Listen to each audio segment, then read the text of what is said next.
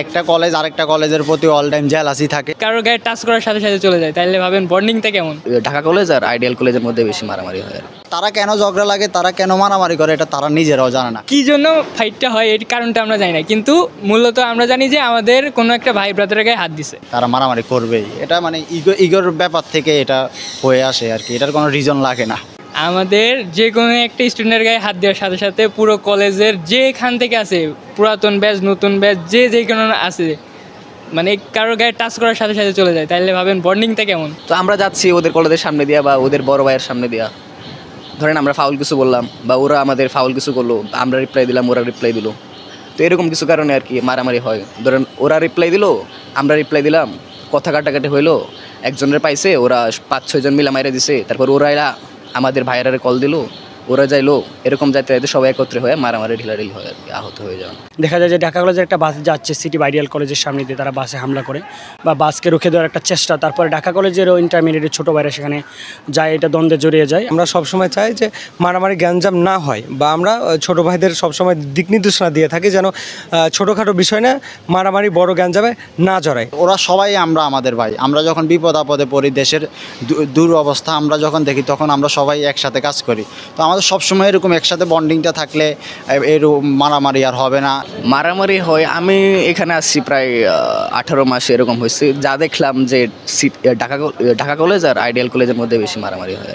অনেকে অনেক জায়গা থেকে আসে, আমাদের বাবা মা অনেক কষ্ট করে পড়ালেখা করতে আনে, তো আমাদের উচিত যে এখানে আইসা বা আশেপাশে পরিস্থিতি বোঝাপড়া কইরা পড়ালেখা কইরা তারপরে ভালো ফলাফল নিয়ে বের হয়ে যাওয়ার। মারামারি করা কাটাকাটি করে আসা আসলে কারো কাম্য নয়, এটা আমাদের ক্ষতি হয়, ওদেরও ক্ষতি হয়। কি জন্য ফাইটটা হয় এর কারণটা আমরা জানি না, কিন্তু মূলত আমরা জানি যে আমাদের কোনো একটা ভাই ব্রাদারের গায়ে হাত দিছে, এটা আমরা জানি যে আমাদের কলেজের কোনো অসম্মান করছে কিংবা আমাদের কলেজের কোনো স্টুডেন্টের গায়ে হাত দিছে। কিছুদিন আগে যে মারামারিটা হইলো সেটা হচ্ছে কোচিং সেন্টারে ক্লাস করতে গেছে ঢাকা কলেজের স্টুডেন্ট, সেখানে আইডিয়া সিটি কলেজের পার্শ্ববর্তী হওয়ায় কোচিং সেন্টার তাদেরকে মারধর করছে, হেনস্থা করছে।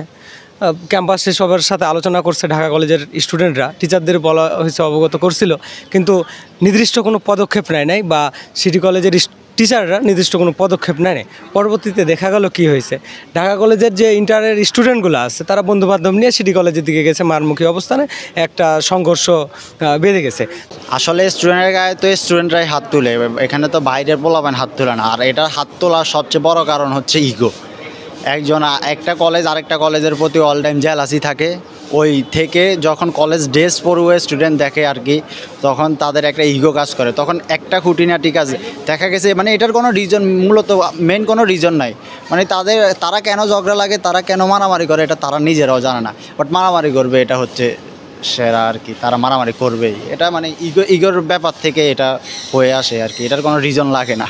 আর যখন দেখা যায় তারা ক্যাম্পাসে কোনো বাসে হামলা করে, বাস তো শুধু ইন্টারমিডিয়েটের নয়, এটা অনার্স বা একটা প্রতিষ্ঠানের বিষয়, যখন প্রতিষ্ঠানের উপরে আঘাত আসে তারপরে দেখা যায় অনার্সের তাও খুব বেশি না, যাদের মানে আবেগ একটু বেশি তারা জড়িয়ে যায়, তারপরেও যারা দায়িত্বশীল রয়েছে তারা এটা প্রতিহত করার চেষ্টা করে যেন ঝামেলাটা আর কোনোভাবে বড় না হয়।